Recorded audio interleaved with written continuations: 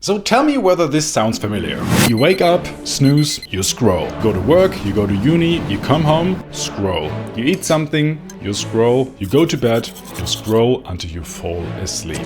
If this sounds like your average Tuesday, then I'm not judging you. Because that's just reality for most people nowadays. And the thing that no one talks about is how normal that feels. It's not even that you're enjoying this. You're just like staring at a screen for hours on end, letting the algorithm decide what you consume next. And that kind of got me thinking that it feels like that no one has any real hobbies anymore. And I don't mean that as a criticism. I mean like generally as an observation. Everyone's just consuming content, but where are the days when people had cool hobbies and were like literally doing fun stuff in their free time? And what I found when actually looking into this, why this is happening, and more importantly, what to do about it, generally changed how I spend my time. So this video is about to break that loop. Also, quick thank you to Skillshare, who is sponsoring this video. More on that later. So let me ask you a question.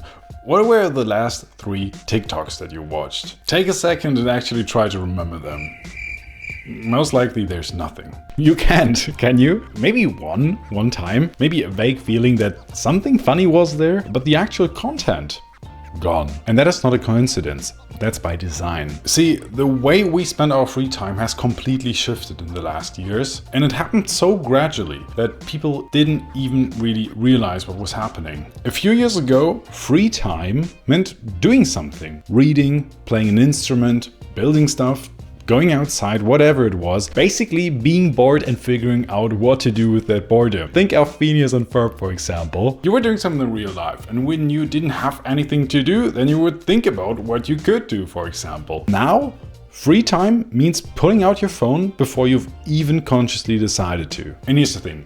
It is not your fault. These platforms have entire teams of engineers, psychologists, and data scientists whose entire job is to make sure that you don't put the phone down. Every scroll, every autoplay, every notification, it's all optimized to keep your brain in a loop of passive consumption. Think of it exactly like fast food. It is designed to taste good in the moment, but an hour later you kind of just feel gross and cannot even remember what you ate. That is exactly what mindless scrolling does to your time. But at the end of the day, what do you actually have to show for? Studies show the average human spends over 4 to 6 hours a day on screens. And over a lifetime, that's years of your life. Basically wasted, not spent intentionally, and it's just happening to you. Work, consume, repeat until you retire. That's the loop, and most people have completely forgotten that there's another way to spend your time. And I was stuck in that exact same loop. Until about a couple of years ago, I decided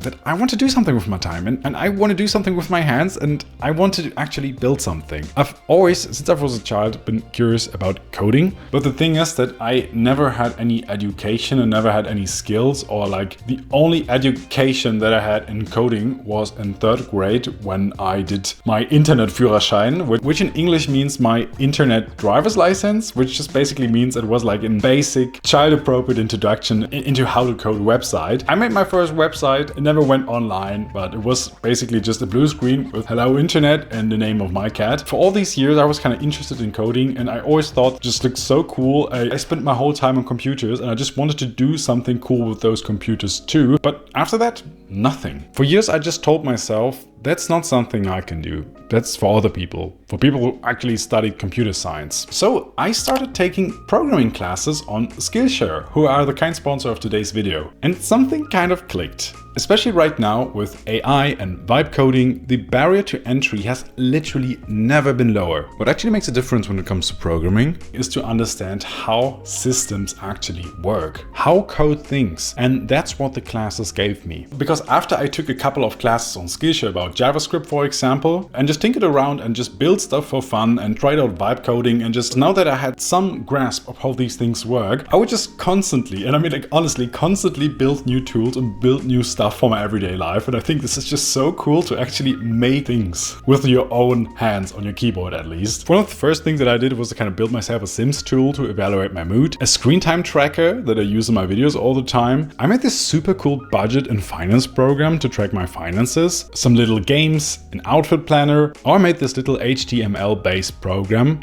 with which I track my workouts and how often I go to the gym and go running, or at least how often I wish to do so. And it's generally fun to kind of be able to solve your own problems, and how I got to that hobby I'll tell you later about, but it's just fun to create stuff all the time. And I'm currently working on building a real app and put it out on the App Store someday, but that's still work in progress. But that all started with taking a class on Skillshare. Skillshare is the best place to learn a new skill, pick up a hobby, because there are real people teaching real skills. Classes in coding, design, photography, illustration, and way more. And the best part is you don't need to know where to start. You just browse, pick something interesting and go. The first 500 people to use my link in the description or scan this QR code right here will receive 1 month of Skillshare completely free. Thank you to Skillshare. But now, why does having like a hobby and doing something active like this will actually make you happier? Let's have a look at what the science says. So I already mentioned this a couple of times on my channel because I think this is just so mind-blowing, but there was this one study that was conducted at the University of Virginia, and the psychologists who were responsible for this study thought of a really simple study design. They made people sit at a table in an empty room and just told them to sit there,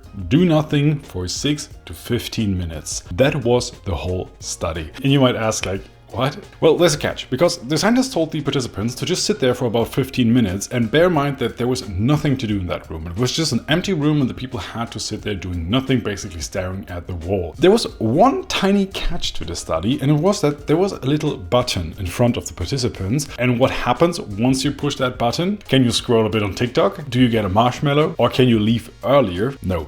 None of that. When participants pressed that button, they would receive a mild electric shock and basically electrocute themselves. Yeah, science. And here is the thing. 67% of men and 25% of women actually decided to press that button and basically proactively, willingly electrocute themselves because they found it to be too boring to just sit there for 6 to 15 minutes, and their boredom made them electrocute themselves, with one participant even pressing that button, giving himself electroshocks for about 100 times during that study. People would rather endure pain and electric shocks instead of just sit there and do nothing and be bored. And this goes so far to tell that we as humans, we are basically programmed to hate boredom. Boredom is something that makes us deeply uncomfortable. And in Buddhism, there's a similar concept called monkey mind. And it is basically that we hate being alone, we hate being bored, we hate being just alone with our thoughts, because when we're occupied, when we're doing things, when we are basically escaping, coping by scrolling thousands of TikToks or so, then we don't feel the feelings that are actually inside us, all the thoughts that just bubble up once we have like 5 minutes of silence. Buddhists call this monkey mind because once everything around us is quiet and we have nothing to do, we're forced to focus on our inner world, and suddenly our brain is just like ruminating and coming up with thousands of things and people we don't like, or things that we are afraid of, or horrible scenarios that could happen. And these feelings kind of suck, to be quite honest, and this is why most people avoid this. And we rather want to escape this by kind of passively consuming content, for example. Many studies show that we just don't want to be bored. It is literally something that feels like pain, and we want to quit and leave that state of being as quickly as possible, which is where your screen time and hobbies actually come into play. Because think of the times when your screen time was the highest. It was when you're bored, waiting for that bus, laying in bed in the evening, coming back from school, uni, work, whatsoever, having nothing to do, procrastinating, doom scrolling. Most of the scenarios when your screen time is too high have something in common. That is that you want to escape the current situation. Either you're so bored that you really don't want to endure this any longer, or you want to escape something. You want to procrastinate on something. You don't want to do something else, and instead grab your phone and you distract yourself for a couple of minutes, and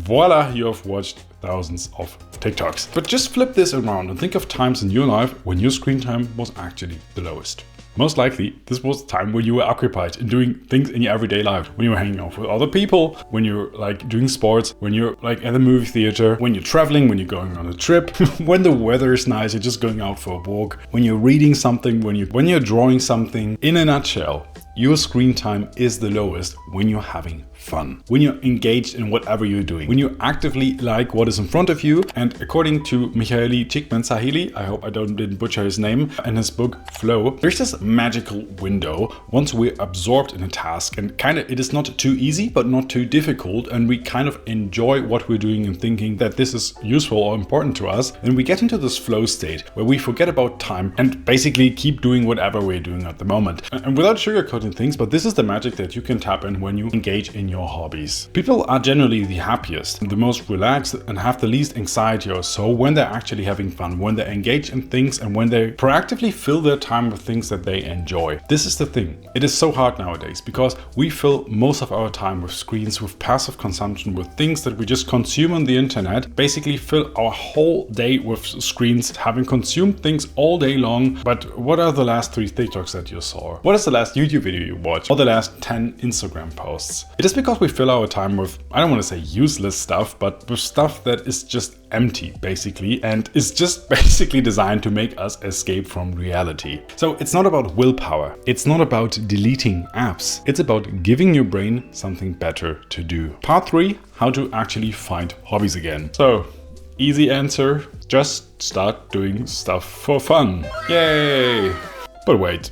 What stuff? This is where most advice completely falls apart, because if you've been in the scroll loop for a while, nothing feels interesting anymore. You just sit there and thinking, what do I even enjoy? And your brain is just empty. And when you're kind of stuck in that scrolling loop, everything just feels flat somehow. And that's normal, and there's a reason for it. Because as Dr. Anna Lemke in her book Dopamine explains, they're basically these super stimulators of dopamine, for example, fast food, porn, or social media, that give you immense dopamine spikes in your brain and want you to crave the next hit with a similar intensity. The thing is, social media gives you a lot of dopamine at once, but will very quickly fall after this. But let's take a random hobby, for example. You think, oh, I should get a hobby. What about reading? Drawing? Playing an instrument. All of this, for many people at least, doesn't sound very interesting because the dopamine peak will not hit as intensely, but most crucially, once you stick through it, you will get much more dopamine in the long run. So it is really hard from a scientific point of view to get out of this dopamine hell of social media and stuff and find actual hobbies that you enjoy. But how do you do that? And this is like one of the hardest questions whatsoever, to just ask what's fun for you. And my simple answer would be to kind of reverse engineer this approach to find things that are actually fun to you, because we know that hobbies will make your life better. Hobbies will give you joy, will give you a break from everything in your everyday life. They're just like these places, those moments when you're just enjoying whatever you're doing. But forcing that is really hard. Forcing that is really something really hard. Like if I just Google top 10 hobbies, top 10, surfing the web, no. Watching TV, no. Working in the garden, meh. Listening to music, meh. Going for a walk, cooking, crosswords, DIY projects. You get what I mean? For many people, this just does not sound appealing. So, and I want to borrow a concept from entrepreneurship research, which is called effectuation. So, scientist Cyrus Saraswati, I hope I didn't butcher this name, came up with a principle where in situations where you have a clear vision where you want to go, that is, for example, that you want to have a hobby, but you have no idea whatsoever what that goal should look like, or rather what that hobby should look like, how you can basically follow the most effective route and the easiest route whatsoever to find where you actually want to go.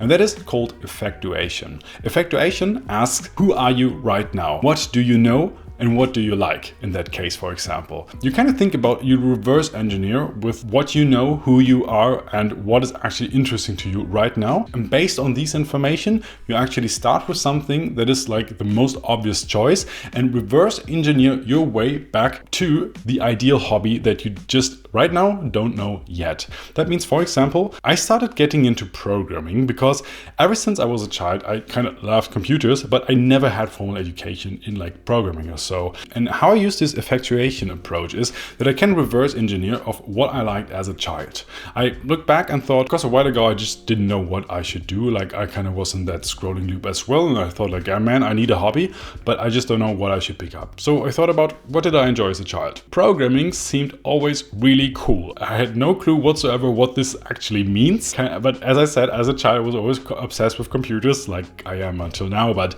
a different story. So I just thought maybe just start there. So I just kind of Googled this and like picked up a book about this and took classes online, as on Skillshare, for example, about how to get into coding. And it just nowadays, especially with, as I said, with AI, it is just so fun as a noob, at least, to kind of, for example, vibe code and just kind of try to program stuff and to kind of at least create some programs. What I did here is that I thought about what I enjoyed as a child and reverse engineered my way back into something that might be interesting to me. And how you can now use this approach and to find your ideal hobbies is to just use the effectuation approach. Think about what you enjoyed as a child and just think about something that goes into that direction and that you would maybe, where you have some interest and maybe would like to try that again. Try that, it doesn't matter what it is, and then iterate your way from that to your ideal hobby. And you know yourself best, and just think about what you enjoyed as a child. Maybe try that out exactly. If that is your vibe, then good, stick with it. If it's not quite there yet, then maybe change something about it, maybe stay in the same realm, for example. And most likely after a while, you will find something that you very much enjoy, and voila, you have a hobby. So if you found the video helpful, make sure to subscribe and to see more videos like that. And besides that, if you want to see more and how to have like more hobbies or basically follow more of your passions at the same time, then make sure to watch this video right here, how to become a polymath in the modern age. I'm sure you will like it. Besides that, as always, thank you so much for watching and hopefully see you next time. Bye bye.